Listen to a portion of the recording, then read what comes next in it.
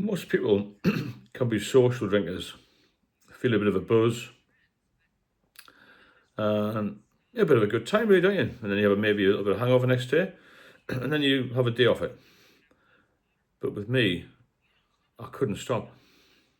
Uh, Even as a youngster, I was more or less the last guy at the bar. There's no end game for me. I didn't have a stop button. I could control it a little bit when I was younger, but we don't drink like normal people. So my relationship with alcohol was totally different to that of my peers at the time. I started to sneak drinks in a little bit, even when I was a youngster. Hid a little bit from my parents. And I was always the one who drank more. When people were ready to go home, I used to speed up. I was a very fast drinker. And in the end, after years and years and years and years, I became alienated with it. I was very, very ill with it. But even as a youngster, I think my relationship was totally different than most people's was. Because it gave me this buzz. It was something like, wow, I've had that drink and I really like it.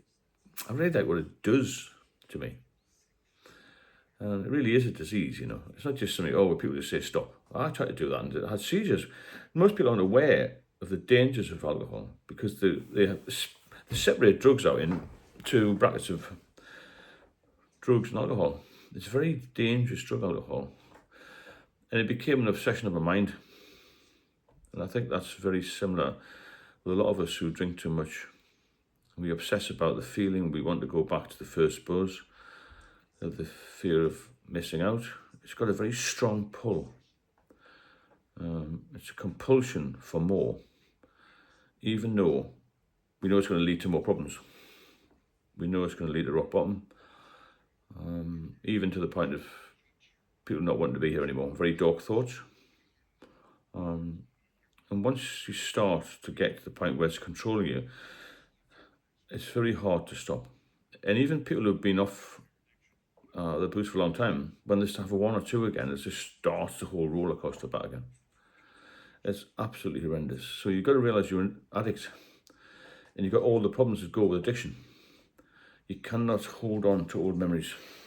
When I was 22, I went to a party and it was fantastic. Because it can be so debilitating, you can lose everything, including your life in the end. But it starts with different stages, I think. This is what I think. It goes from social, moderate to heavy, and then heavy with problems, and then you're gone. You stage 4 or 5, where you just can't stop.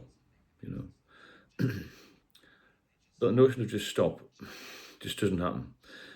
Lots of people will say, just have a little bit less, cut down. Without a support system, then you cannot get off it. It's very difficult. Some people use the AA. I went there, but it didn't do me any good. I needed medication. And you need maybe a community of people to help. And that's why I do these videos and respond to comments and help people, because we help each other. Even when I do the lives, I get asked a lot of questions, but it helps me doing that. But I have this definite urge to never cut alcohol again. I wouldn't want to go to where I was. And the pain and the distress of being in hospital and the mental health side of it, I had with anxiety. And even when I'd been off for a couple of years, I still had this obsession of having a drink. And it is an obsession. When you've been through addiction and you've been down the bottom of the bottle, you realise it wasn't a conscious choice to get to that mess, Nobody starts off in the 16, 15, 20 to become an alcoholic and to basically kill yourself in the end. It's not logical, is it? To put a poison in your body. And then somebody just says stop when you get addicted to it. It's not logic either, is it? How can you just stop after 20 years of drinking? You can't. And, I can't drink because I can't stop. That's the mantra you got to have in your head. Especially when you're talking about having a relapse, not having a relapse, but you understand having a drink. The obsession is often stronger than your fight to survive. You've got to try to come off it. And lots of people relapse numerous times. But ultimately, in the end, you have to be told, or you have to realise And I was told in the end, in 2019, by a top doctor, he looked me in the eye and just went, if you drink again, I guarantee you'll be dead in 6 months. And I believed him then. And I was very ill. And when I'm sober right now, I'm the best version of myself. I'm a different person. When I was drinking, I became selfish. I became deceitful. I wasn't a good father. I wasn't good to my parents. Because the addiction took over. And it does control you. And when it gets to that stage, you're really, really struggling. I mentor and coach a lot of people, and we're all very similar people, I think. We're overthinkers. We're very easily influenced by other people. We care too much. And the positions you get yourself in, so dangerous. You become very vulnerable with alcohol. All sorts of things can come into it. I used to come back from night duty at 6:30 in the morning when I used to be a policeman. I'd go to Tesco, it's opened at 8 a.m. in Epping, get about 8 cans of Stella and have some breakfast. I was dancing around the room and music at 9 o'clock in the morning. That's not normal, is it? It's just not normal. And later on, when I was more addicted, I was getting people to deliver it because I couldn't get out. I couldn't walk. I didn't feel well. I had panic attacks. I couldn't travel on public transport. I had rats in the flat. I couldn't get rid of them. I didn't want to let anybody in the flat. I became paranoid. I wanted to change, don't get me wrong, but I couldn't. There was something in my head saying, you have to have this alcohol to keep you going. And at times I used to shake. I had the sweats. I felt terrible. I had this sinus fluid. I had hernia in the end. But even before that, I used to wake up in the morning or wake up in the afternoon even think, I've got to stop this drinking. I've got to cut down. But I couldn't do it because my lifestyle has always been drinking, you see. But it needs just one person to tell you where you're going wrong. And that was the doctor for me. Friends had also realised, but they didn't wash with me.